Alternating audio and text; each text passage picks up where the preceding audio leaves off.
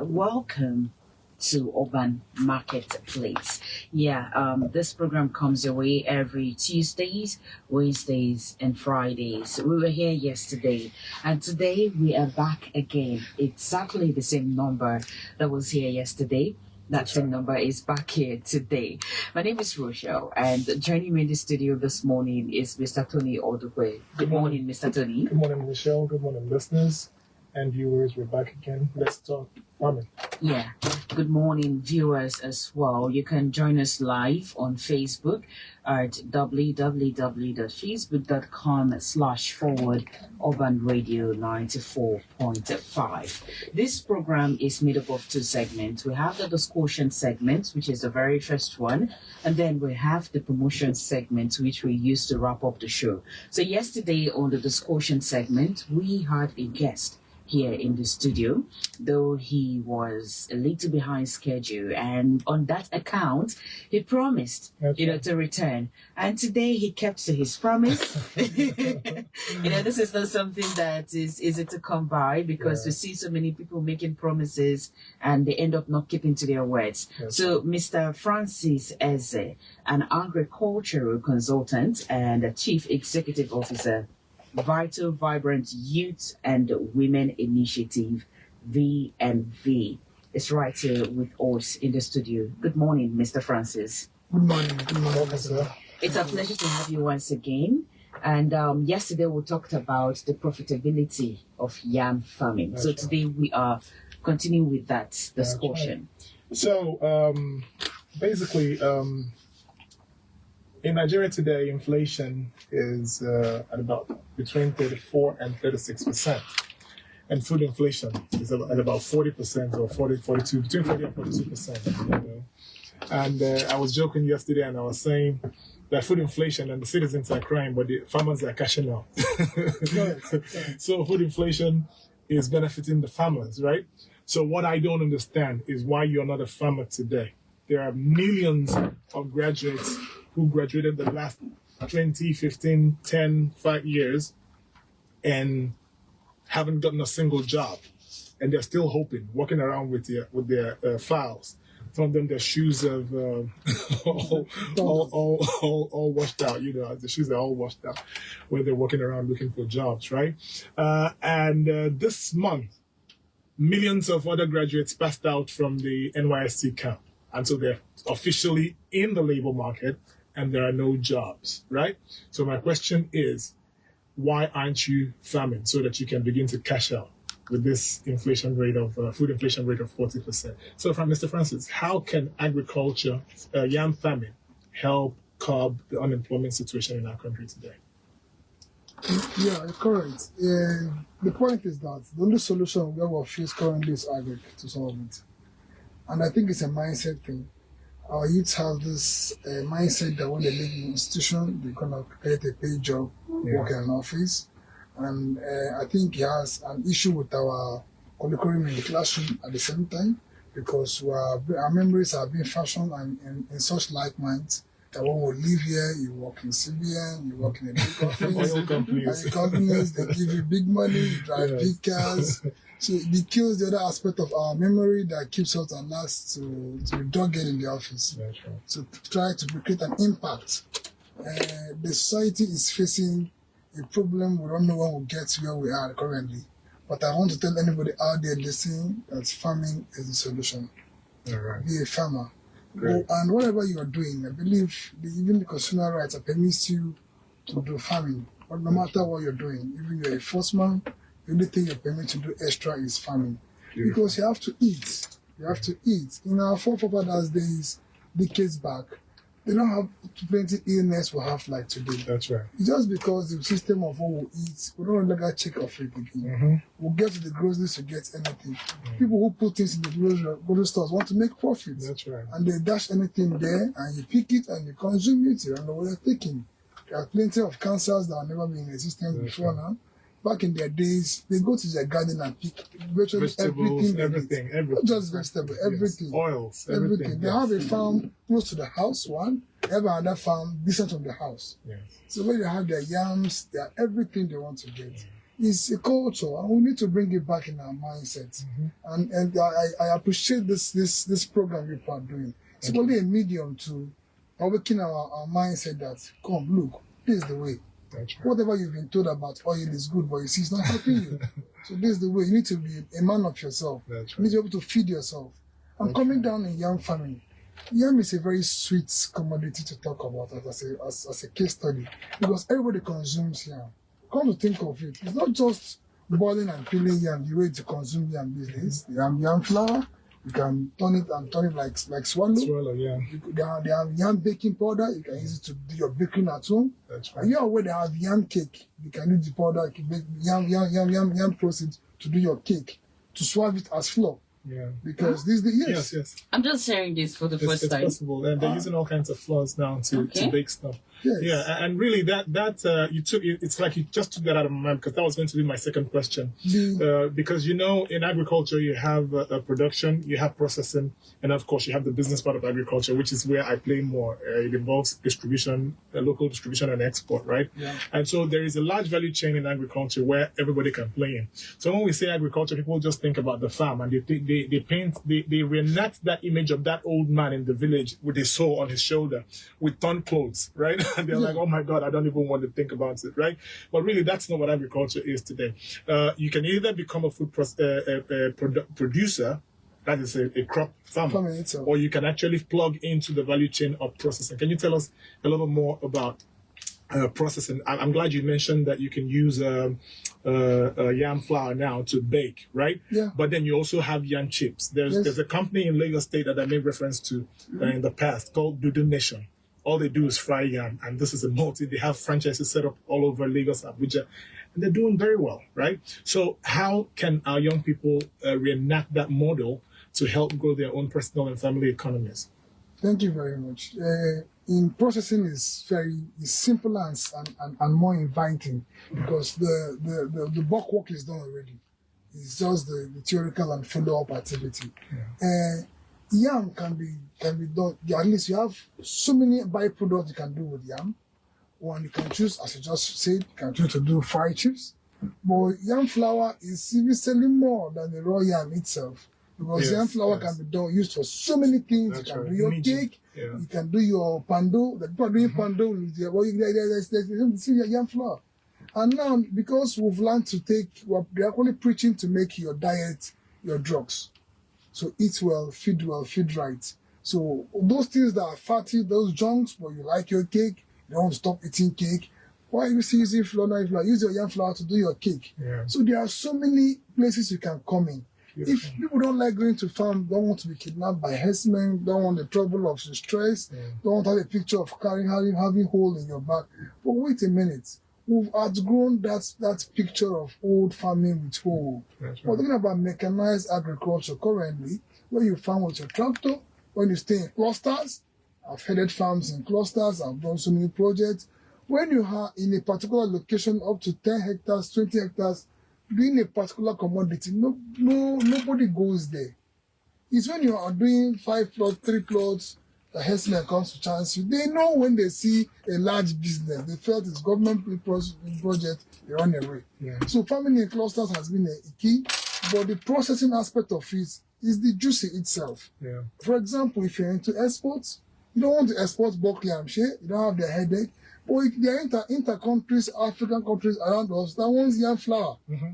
And you can just buy and move. Yeah. Last time a friend of mine wanted to travel to flights, he had a lot of cash. Just in Ghana here, he chatted me up. I had him to just get mobbing sticks. He export mobbing stick from here to Ghana and got per one over 1,000 plus. What's that? Mobbing stick, ordinary mobbing stick. Okay, yeah. That's how he cooked his money. When he wanted to go into agriculture, I had a short time here to get the registration of certificates. Yes. But you just queue with ordinary marketers and move in some little things. Yeah. There are businesses everywhere. Just give yourself the grace. Tell your mind, it's a mindset thing. I want to be involved in this train. Yeah. I don't want to go to the farm. Why do you do it for me? How can I get it? Beautiful. Now it has been broken down per unit. Let your money work for you. That's right. And we have been preaching mainly now investment in agriculture. That's right. That thing you feel you've been doing best, it's time to have a second plug. And processing is the key. It's not what I can start staying here. There are so many chains. Even the byproduct of yam, the back of yam is real money itself. Wow. It's real money itself. And animal feeds today is back of yam. They give them what they want. Wow. The brown one and that's another lighter one thing. If you're even as you're doing poultry, piggery, give it to your pigs. They are very good. Yeah. Yeah, enough. Even you're doing broilers, you grind it, you sun dry it and grind it. It's richer than the feeds you're buying. For broilers as well. Yes, Wow. any animal eats it. Wow. It gives them good things. So essentially, yam farming is well. It's not just today we're doing yam farming. Agriculture is profitable all in general, but it's just. Let me give you about something that's special about yam. Yes. Yam, in our cultures as the East, Igbo people, yam is the significant pride of a family. Okay. Because yam touches every aspect. That's right. And there is no waste in yam. Mm-hmm. Just like you have in palm fruits. There is no waste. There is no waste in yam. The head of yam is your seedlings for the next family. Yeah. You don't need to buy seedlings. Even when it starts rotten, actually, you can dry that and use it to make, is it alibo that they call it? Alibo now, the brown one. Yeah. And it's more profitable and very good. Yeah. Best for diabetes people. Wow. When you think you see maggot inside, it's not maggot. Leave sun, dry it. Machine will grind everything.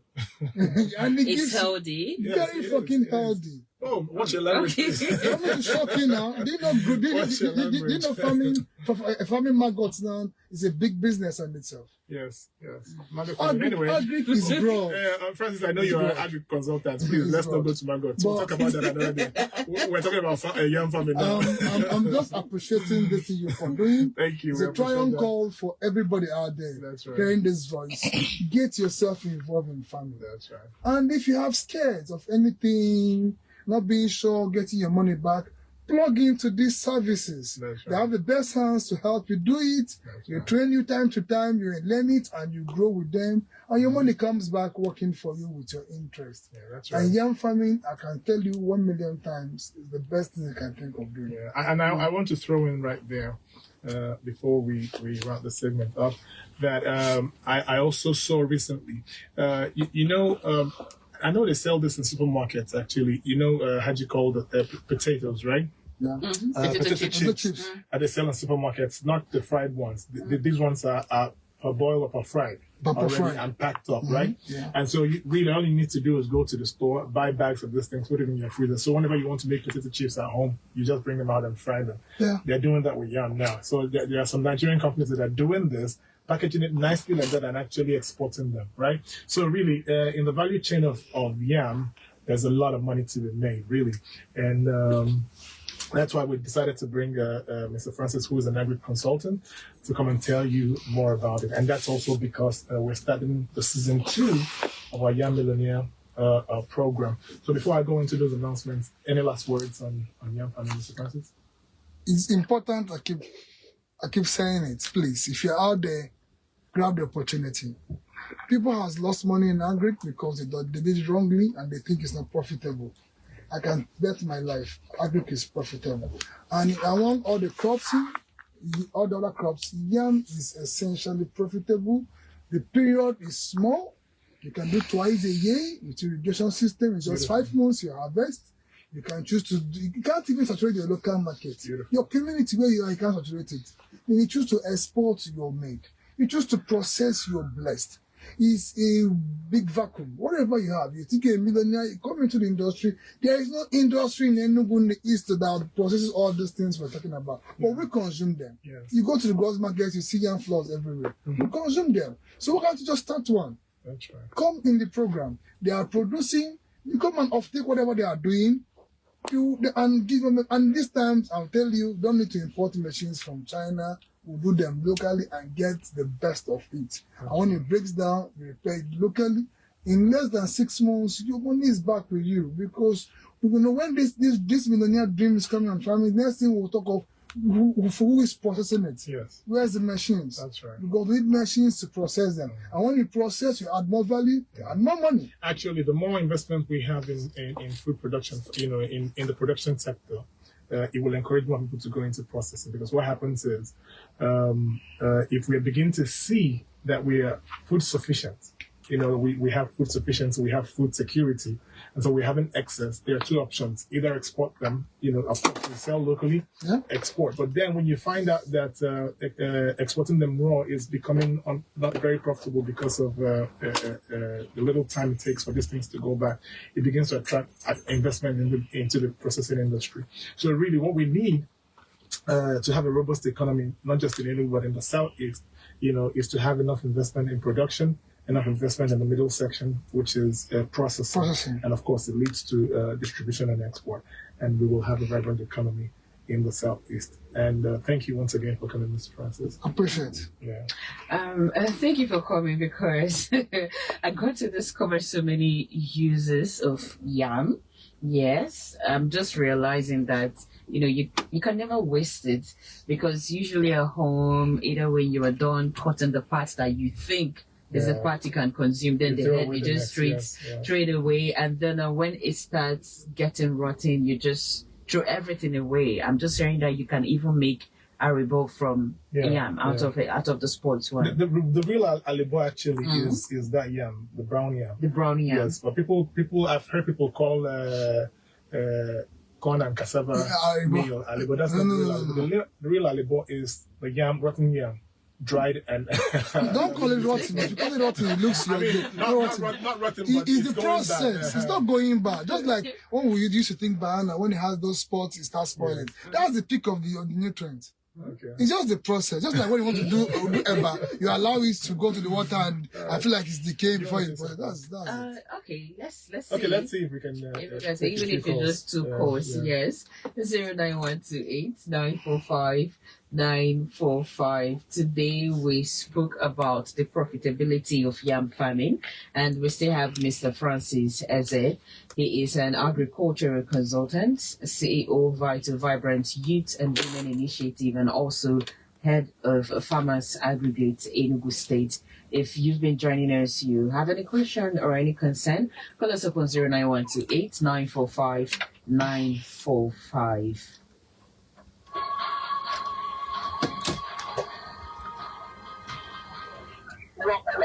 Please turn down the volume on your listening device. Hello? Yes, good morning. Can you hear us? All right. Where you are, the noise is too much and also distracting us. Do want to call us back on 09128-945-945. Hello? Good morning. What's the name and location? My name is Naz. I'm calling from Enugu. Welcome. Go ahead. Please, I just come in between. I wasn't there when it happened. I just want to ask the agri professor last year. If somebody found bag after they have harvested, what do you do with the bag? Do you plant another one inside it again?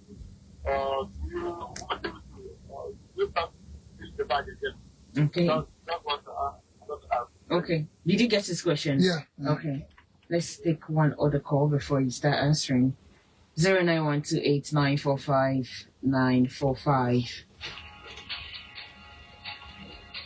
Hello? Hello? Yes, good morning. Yes, good morning. What's the name and where are you calling from?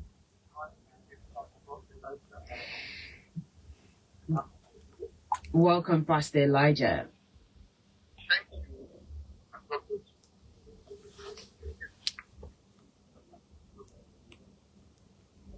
Hello, Pastor Elijah.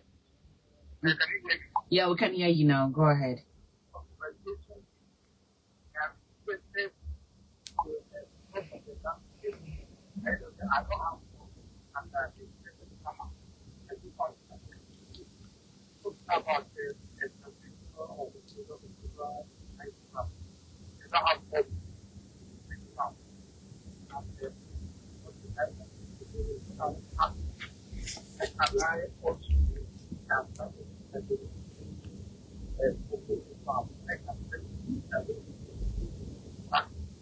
Where can you see what?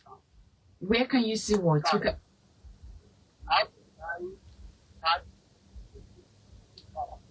We can barely hear you. If you can send a message, send a message. Your network is not clear. Please respond to the first question that we've gotten.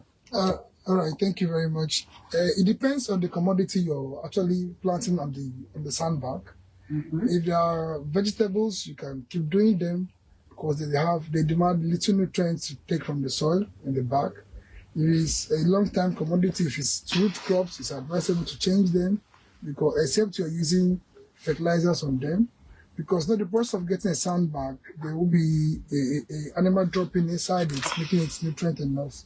Is what it gives to the sand, is what it gives to the crops. Yeah. So if it's a 5-month crops upwards, it's advised you change. It will tear anyway because of the heat of the sun and all of that. After a while, it's not must tear. It's not really a sure deal.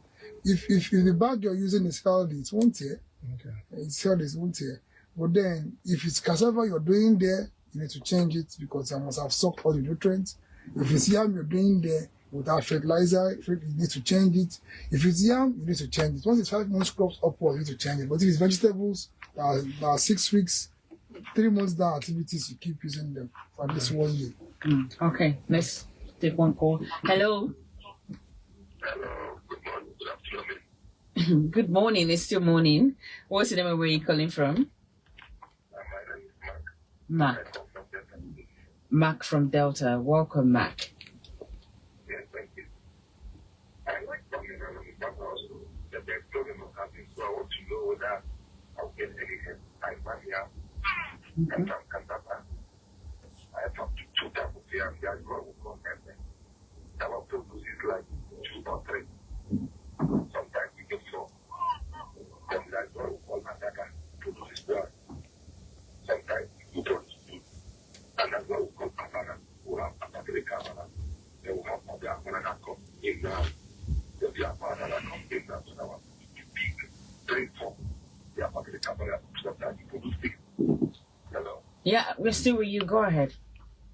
So because we have a target, which I have to look at, I mean, I need to know where I could be able to, like, if to get a particular chemical, like, or this class chemical, that I will use on that my farming, that will want to give like for 1 year crop.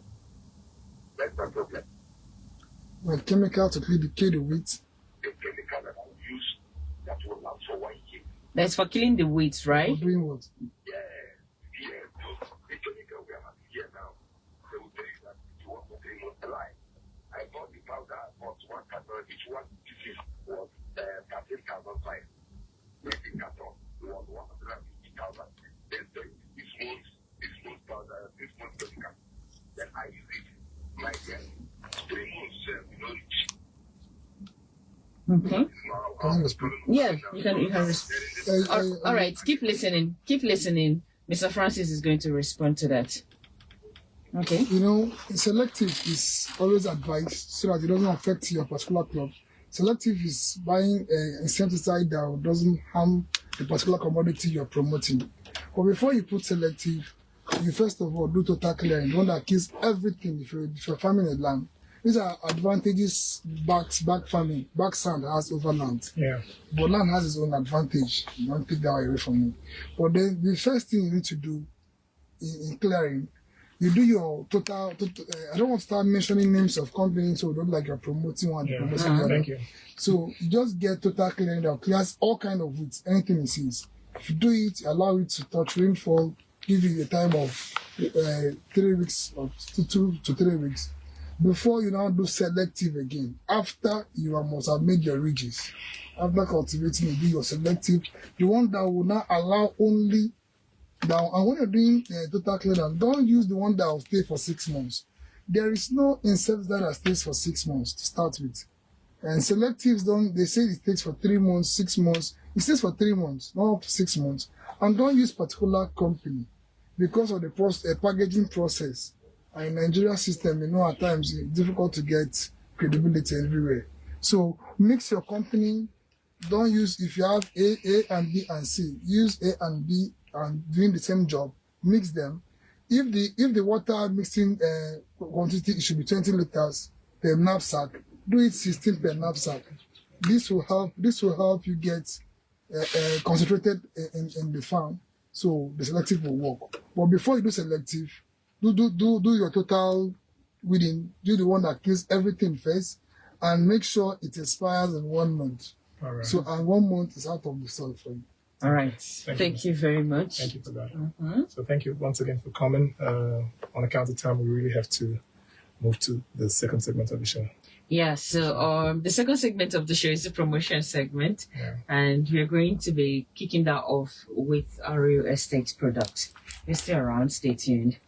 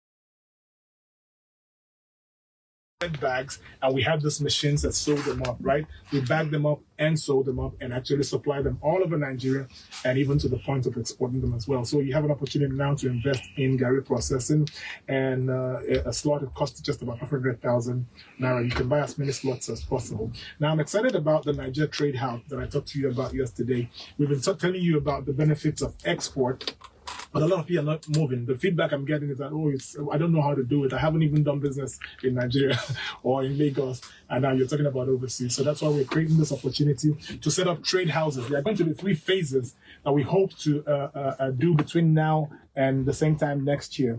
The first phase will be Cape Verde Island. We want to open a trade house in Cape Verde Island. The second phase will be Angola, and the third phase will be Kenya. But what we're talking about now, what is open now, is Cape Verde. We're giving you an opportunity to invest in a trade house. We're opening up a Niger trade house in Cape Verde, where Nigerian goods is going to be like a superstore, right? If you're dealing with spare parts, you can put that in that house, right? You can actually decide to take a cubicle just for your business, or actually put it in the general showroom where all of these made in Nigeria goods will be put in the shelves, right?